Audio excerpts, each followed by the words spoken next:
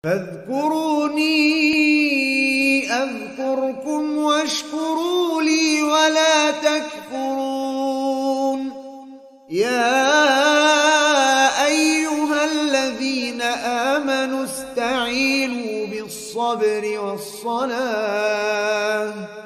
إن الله مع الصابرين. والمرة الثانية ستفتح في الزمان بالتهليل والtakbir min ghairi qital. Nanti di akhir zaman akan ditaklukkan lagi dengan hunuskan. Nah, inilah penaklukan yang menandai Dajjal akan segera keluar. Wa idza fataha al-muslimuna al-Qustantiniyata fi akhir az-zaman bit-tahlil wat-takbir min ghairi qital kharaja al-masih ad-dajjal. Wa qad dalla 'ala dzalika ma ya'ti. Dalilnya apa? Sebagai berikut. Satu, qala an-nabiy sallallahu alaihi wasallam, sami'tum bi madinatin janibun minha fil barri wa janibun minha fil bahr. Suatu ketika Nabi bertanya kepada para sahabatnya, pernah enggak kalian mendengar tentang sebuah kota yang menghadapnya ke daratan bukan ke laut? Pernah enggak kalian mendengar kota seperti itu? Qalu na'am ya Rasulullah. Mereka bilang iya, kami pernah dengar. Qal la taqumus sa'atu hatta yaghzuwaha 70,000 min bani Ishaq. Ya, ketahuilah tidak akan terjadi hari kiamat sampai kota itu diserbu oleh 70.000 pasukan dari Bani Ishaq. Maksudnya adalah kaum muslimin. Maksudnya pasukan dari Bani Ishaq itu pasukan kaum muslimin. Nah, apakah Konstantinopel atau Istanbul itu memang sebagian yang menghadap ke laut? Iya. Nanti bisa dicek di Google Map masing-masing. Kota Istanbul, Turki, yaitu ada bagian yang menghadap ke laut. Laut dalam bahasa Arab itu tidak harus samudra yang asin airnya, tidak. Ya, sesuatu yang airnya banyak melimpah itu namanya bahar. Danau itu namanya buhairah, laut kecil buhairah. Jadi pokoknya yang banyak airnya itu namanya bahar dalam bahasa Arab. Nabi kemudian melanjutkan, ya, akan diserbu oleh 70.000 orang dari kaum muslimin Bani Ishaq. Fa idza ja'uha nazalu falam yuqatilu bisilahin walam yarmu bisahm. Setelah mereka 70.000 pasukan ini tiba di kota yang dimaksud itu, mereka tidak perang menggunakan senjata, tidak juga menembakkan sebatang anak panah pun. Qalu la ilaha illallah wallahu akbar. Mereka cuman serempak memekikkan tahlil dan takbir itu. Fayasqutu ahadu janibaiha, maka salah satu sisi dari kota itu takluk. Ya. Qala Thawrun la a'lamuhu illa qal alladhi fil bahr. Menurut perawi hadis ini, setauku Nabi mengatakan yang pertama kali takluk itu adalah sisi yang menghadap ke laut. Thumma yaqulu ats-tsaniyah. Kemudian kaum muslimin memekikkan lagi kedua kalinya la ilaha illallah wallahu akbar, maka jatuh lagi, runtuh lagi sisi yang berikutnya. Tsumma yaqulu tsalitsah la ilaha illallah wallahu akbar. Untuk ketiga kalinya mereka memekikkan tahlil dan takbir, maka yufarraj lahum fayadkhuluha fayaghnamu. Terbukalah pintu gerbang kota itu, mereka pun masuk dan mengambil ghanimah. Tahu ghanimah? Ya, rampasan. Itu harta yang paling halal, paling diberkahi. Ya, rezekinya Rasulullah itu kebanyakan dari situ. Wa ju'ila rizqi tahta dhilali rumhi. Dijadikan rezekiku di bawah bayang-bayang tombakku. Enggak mungkin Allah ngasih rezeki nabinya kecuali yang terbaik, kan? Fabainama hum yaqtasimuna al-maghanim idh ja'ahumus sarikh faqala inna ad-dajjal qad kharaj fayatrukuna kulla syai'in wa yarji'un. Ketika mereka sedang bagi-bagi ghanimah tadi, ada orang yang berteriak sangat keras atau terdengar suara teriakan yang keras yang mengatakan, Dajjal sudah keluar, gitu ya. Maka mereka tinggalkan itu ghanimah, mereka pulang karena takut anak istri yang mereka tinggalkan itu terkena fitnahnya Dajjal. Karena bagi mereka orang-orang muslimin ini lebih penting menjaga keselamatan agama dan akidah daripada ngumpulkan ghanimah. Karena mereka masih waras. Kalau sudah mulai tidak waras, akidahnya dijual. Itu tidak waras itu namanya. Sesuatu yang menjadikan manusia ini menjadi manusia yang terhormat, tidak jadi binatang, kok dijual. Berarti kan sama dengan dia tidak mau dimanusiakan oleh Allah. Dia lebih senang untuk bertingkah laku seperti binatang yang lebih parah dari binatang bahkan. Ya. Makanya Allah mengatakan di surah Al-A'raf ayat 170 berapa itu? Watlu 'alaihim naba'al ladzi atainahu ayatina fansalakha minha fa'atba'ahu asyaitanu fakana minal ghawin. Ceritakanlah kepada mereka wahai Rasulullah tentang orang yang kami telah berikan kepadanya itu ayat-ayat kami. Fansalakha minha, tapi dia tanggalkan seperti orang yang melepaskan kulitnya sendiri. Coba antum bayangkan ada ratu kecantikan sejagat. Karena tidak ada raja kegantengan sejagat ya saya sebut ratu. Karena emang tidak ada yang kontesnya. Ya. Tapi tidak usah dilihat bener loh ya. Cuman bayangkan saja. Kan boleh kalau cuman bayangkan. Tidak ngelihat orangnya kan boleh. Bayangkan ada ratu kecantikan sejagat, terus dia menanggalkan kulitnya. Itu akan berubah status enggak? Jadi apa? Ratu kengerian sejagat mungkin ya. Medeni itu ya. Orang kalau dicopot kulitnya itu kan mengerikan. Coba, betul enggak? Nah, artinya kulit ini kan yang menjadikan orang itu nampak indah sebetulnya. Ya. Dia yang bungkus yang tipis itu kalau dikelentek, wah ngeri itu. Nah Allah mengumpamakan seperti itu. Orang ini mau dimuliakan oleh Allah, dikasihlah dia ayat-ayat Allah, suruh dia beriman, suruh dia ikuti, pasti jadi orang mulia, pasti terangkat derajatnya. Enggak, ditanggalkan dia seperti orang yang menanggalkan kulitnya sendiri. Fa'atba'ahu syaitanu fakana minal ghawin, maka dia pun diikuti oleh syaitan dan dia orang yang tersesat. Walau syi'na la rafa'nahu biha. Kalau kami menghendaki, maksudnya menghendaki secara takdir kauniyah, bukan takdir syariah ya. Kalau takdir syariahnya Allah menghendaki semua orang itu jadi orang yang terbaik secara syar'i. Tapi secara fakta lapangan tidak semuanya. Artinya kalau kami menghendaki itu terjadi pada dirinya, la rafa'nahu biha, kami akan angkat dia dengan ayat-ayat kami ini. Jadi ayat-ayat Allah itu akan mengangkat kita menjadi manusia yang mulia, terpuji kalau diimani dan diikuti. Walakinnahu akhlada ilal ardi wattaba'a hawa, tapi dia malah milih untuk nyungsep ke tanah, ndelosor. Dia kan tidak mau, enggak, saya pilih ndelosor aja. Itu gambaran orang yang tidak mau mengikuti Al-Quran itu, orang mau diangkat sama Allah, dia tidak mau, dia pilih nyungsep ke tanah.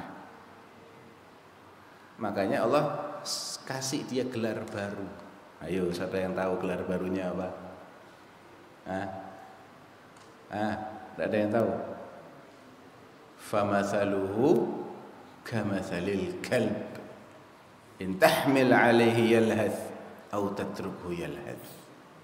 Maka perumpamaan orang-orang seperti ini seperti anjing yang selalu melet, dikasih makan melet, disawang melet, dibalang melet, pokoknya melet terus anjing itu. Ya, itu gambaran yang paling tepat tentang orang-orang yang tidak mau beriman kepada ajaran Allah dan ajaran Rasulullah Sallallahu Alaihi Wasallam.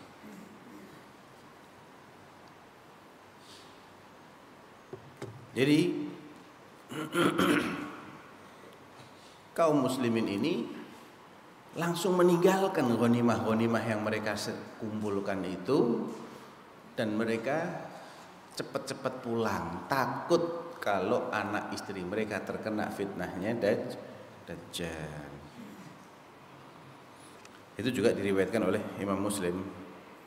Nabi dalam hadis yang lain mengatakan, فيفتتحون قسطنطينية فبينما هم يقتسمون الغنائم قد علقوا سيوفهم بالزيتون إذ صاح فيهم الشيطان إن المسيح قد خلفكم في أهليكم فيخرجون وذلك باطل.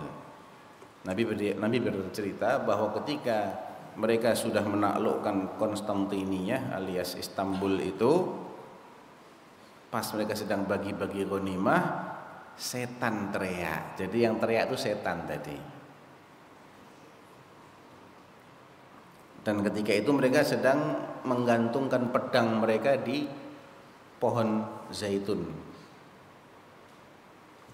Setan teriak, setan, setan.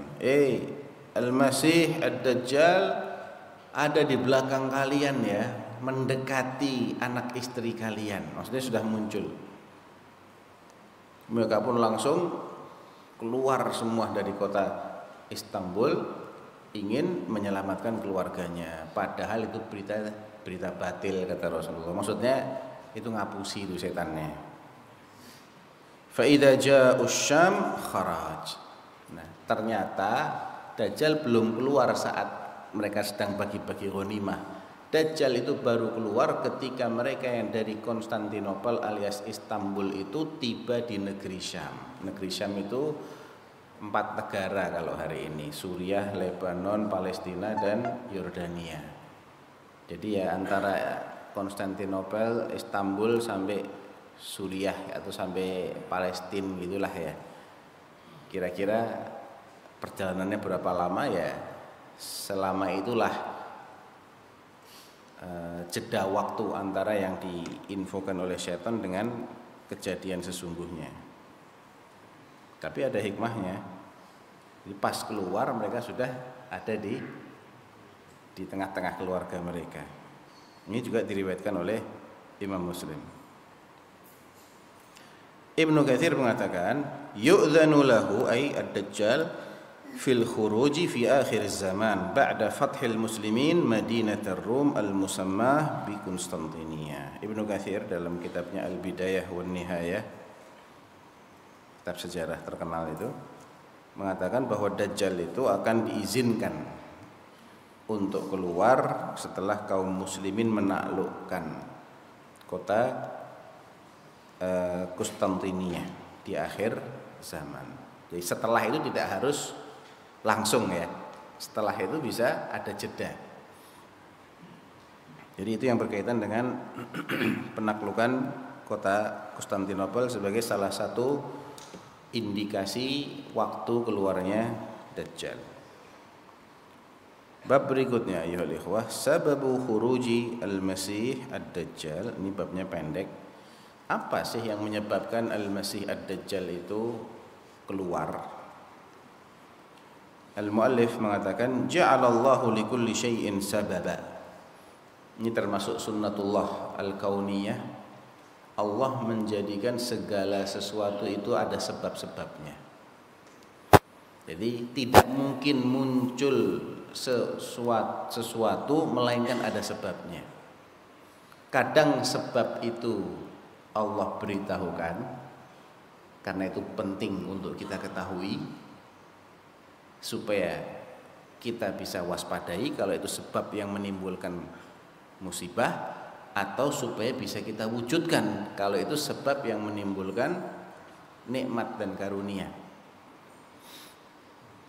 Ini bagian dari takdir Allah. Jadi menakdirkan segala sesuatu, iya. Tidak ada sesuatu itu terjadi tanpa dikehendaki, tanpa diketahui, tanpa diciptakan, tanpa tercatat, tidak ada.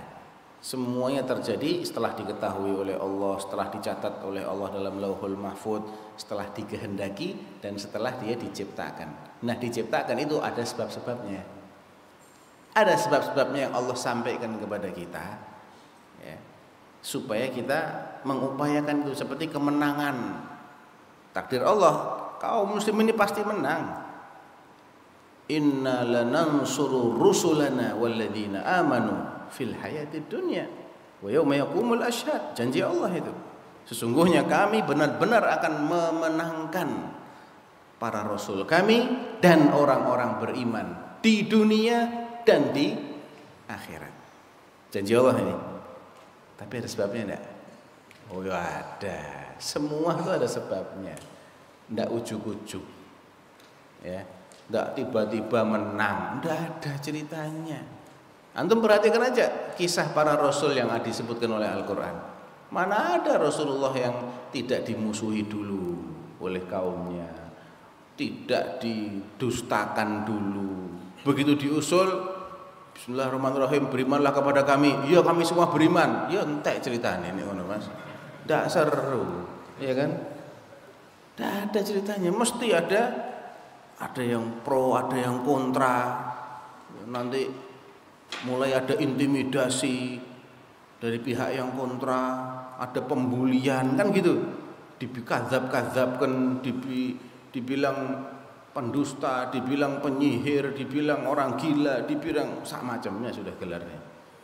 Padahal sebelumnya dibangga-banggakan sama mereka. Ya begitulah manusia. Dinamika kehidupan itu selalu seperti itu. Itu sunnatullah. Habis itu sahabatnya mulai dianiaya, bahkan dibunuh dengan cara-cara keji. Di depan matanya Rasul enggak? Di depan matanya Rasul.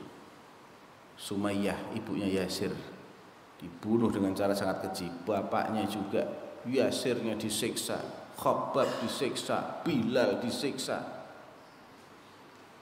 Mulai Nabi mencari peluang demi peluang, nyoba hijrah ke mana pertama kali itu?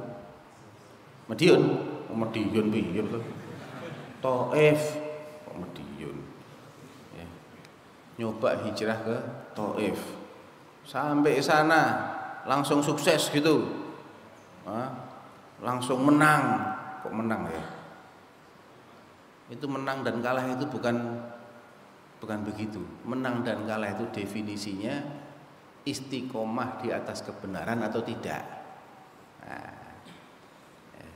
bagi yang sedang mencalonkan ada di sini yang nyalon, menang itu kalau Anda istiqomah di atas kebenaran, kuwi jenenge menang.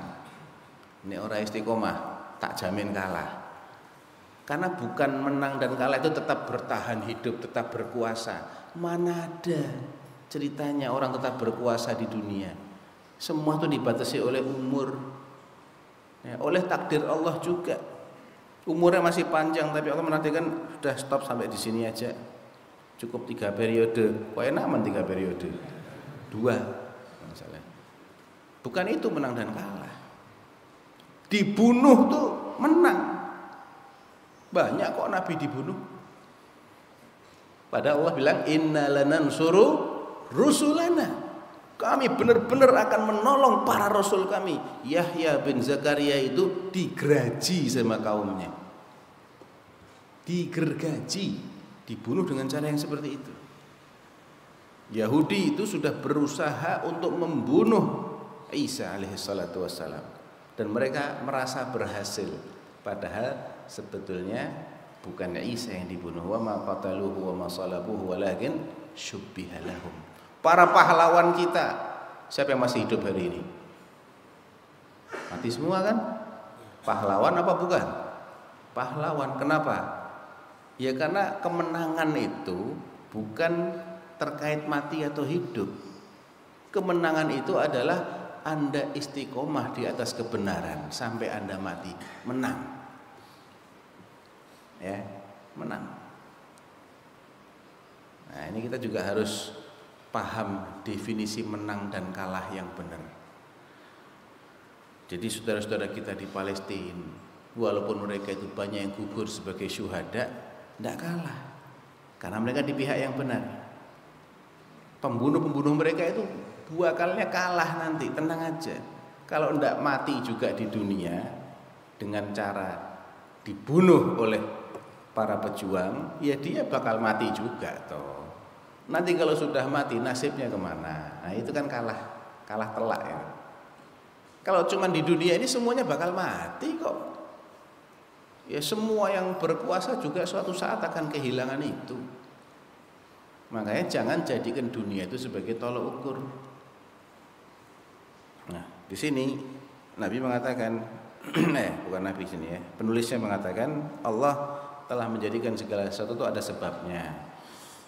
Dan sebab keluarnya Al-Masih Ad-Dajjal itu adalah karena dia murka, marah, emosi.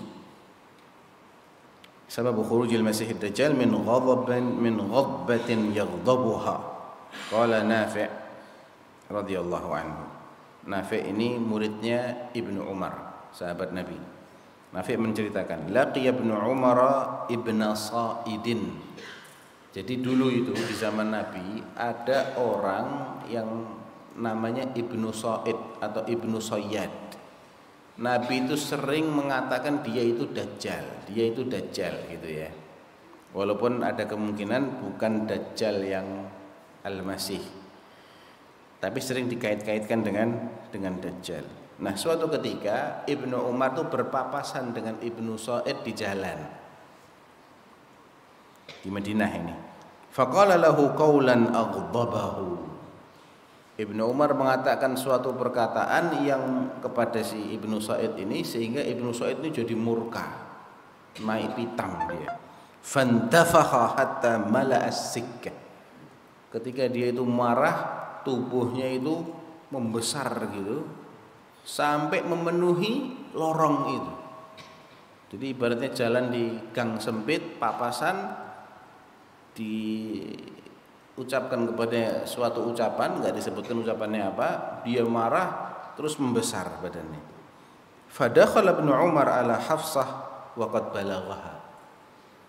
Nah, setelah kejadian itu Ibnu Umar nemuin Hafsah. Hafsah itu siapanya?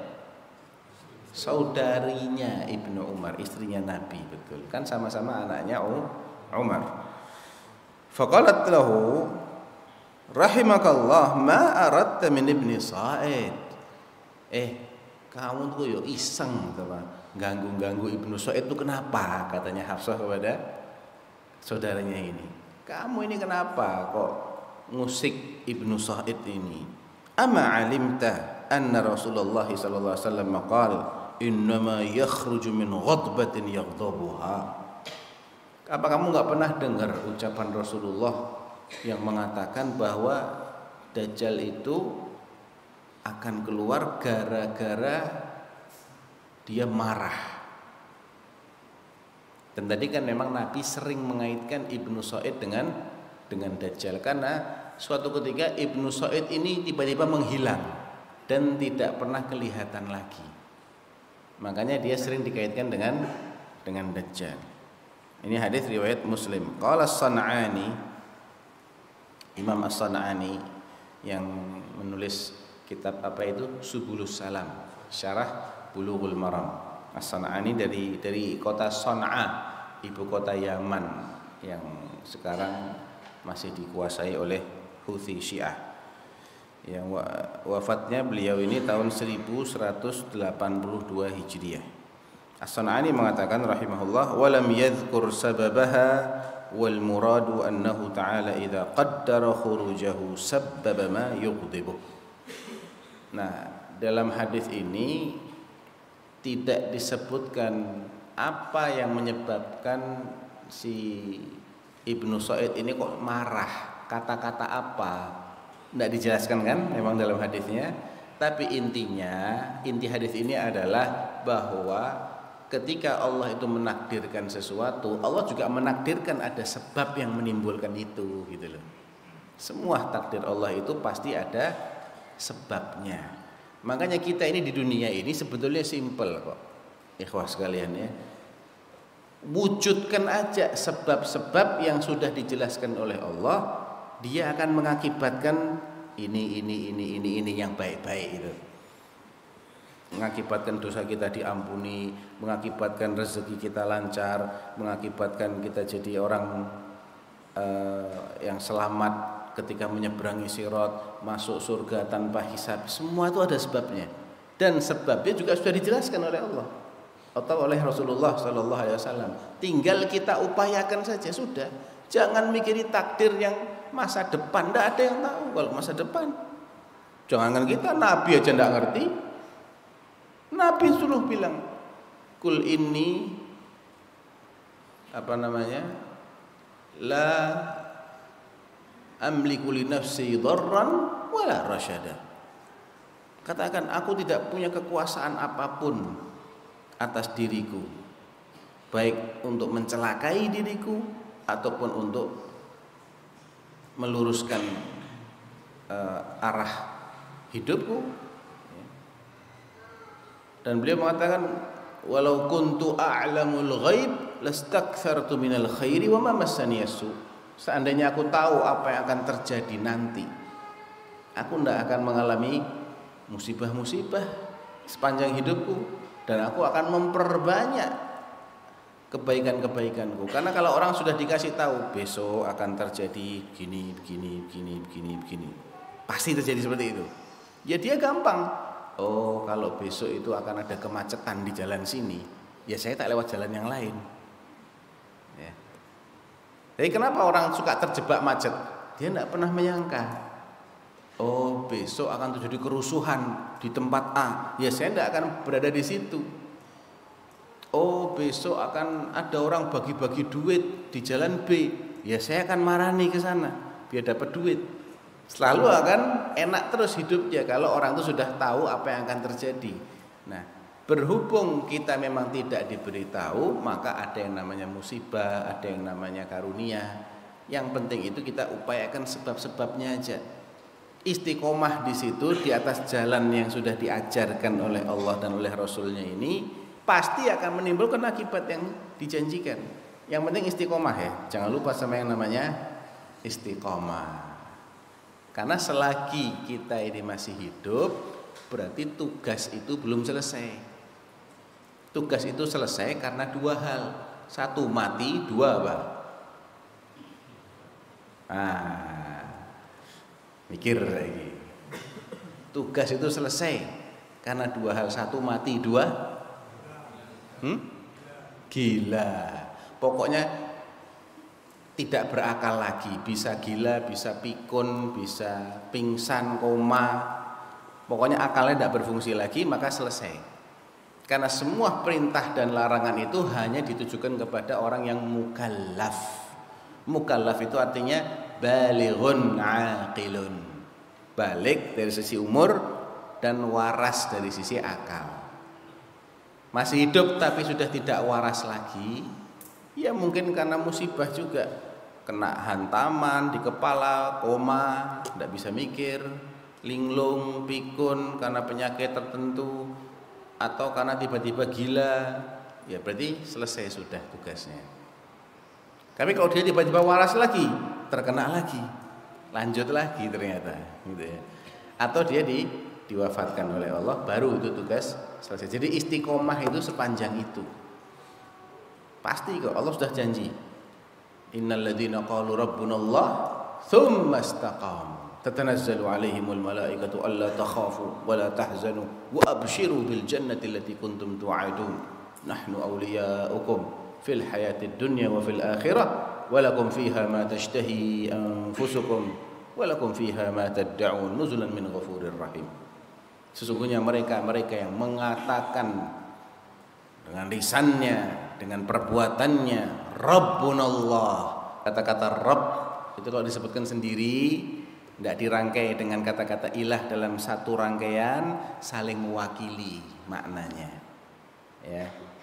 Tapi demikian juga ilah, disebutkan ilah saja itu juga mewakili makna Rabb. Tapi kalau disebutkan dua-duanya, masing-masing punya makna sendiri-sendiri. Ya. Qul a'udzu birabbin nas, malikin nas, ilahin nas. Berarti Rabb di sini tidak sama dengan ilah. Ya. Tapi kalau innalladzina qalu rabbunallah tsumma istaqamu, berarti innalladzina qalu ilahunallah juga. Mereka yang mengatakan la ilaha illallah dan istiqomah sampai mati, menjelang mati tatanazzalu alaihimul malaikah. Para malaikat yang mengiringi malakul maut turun membawa kabar gembira. Apa? 4. 1, la takhafu, jangan kalian itu cemas, ketakutan menghadapi masa depan kalian setelah kematian. 2, wala tahzanu, jangan kalian sedih meninggalkan karib kerabat kalian di dunia. 3, wa abshiru bil jannati allati kuntum tu'adun, dan berbahagialah kalian dengan surga yang selama ini dijanjikan untuk kalian. Nah, Allah sudah janjikan istiqomah di atas iman masuk surga. 4, nahnu auliyaukum fil hayatid dunya wa fil akhirah. Kamilah yang akan senantiasa menjadi wali kalian di dunia untuk ngurusin keluarga kalian. Kan orang tuh kadang kan sedih kalau mati karena apa? Anak saya masih kecil-kecil, Ustaz. Ya. Nanti istri saya juga masih muda, Ustaz. Lah kenapa kok sedih istrinya muda? Ayo, ya simpulkan sendiri. Ya. Kadang-kadang orang kan sedih karena itu loh. Tapi kalau Allah sudah jamin mereka, siapa yang lebih bagus jaminannya daripada Allah? Nahnu, kami auliyaukum, yang akan menjadi walinya kalian fil hayatid dunya wa fil akhirah, dalam kehidupan dunia maupun nanti di akhirat. Loh, dijamin dunia akhirat sama Allah kok pasti sedih, itu gimana coba? Ya. Orang kalau dijamin hidupnya sama presiden, wis kowe mati ora apa-apa. Wah, anakmu bojomu tak jamin. Wah, alhamdulillah. Padahal paling jamin selama masih menjabat. Betul. Berapa hari lagi? Yo kan presiden kan tidak cuma itu. Pokoknya presiden, raja kayak siapa, maksimal dia menjamin seumur hidupnya dia toh. Kalau tidak jabatannya selesai duluan, hidupnya selesai duluan, jaminannya selesai. Dan jaminannya selama-lamanya cuma di dunia. Dan itu pun tidak meliputi segalanya. Apa bisa presiden menjamin kalau anak saya sakit pasti sembuh? Tidak bisa. Menjamin tidak bakalan kecelakaan di jalan? Ya tidak bisa. Menjamin istrinya tidak bakal nikah lagi? Ya tidak bisa. Tidak bisa menjamin semuanya. Yang bisa menjamin semuanya cuman Allah. Nah, ini Allah sudah menjamin kalau orang itu iman dan istiqomah. Jadi ada 4 jaminan yang diberikan oleh Allah. Nanti kamu di sana, di jannah sana, semua yang kamu minta, yang kamu dambakan ada. Baik, itu inti daripada masalah yang kita bahas pada hari ini. Nanti kita akan lanjut lagi.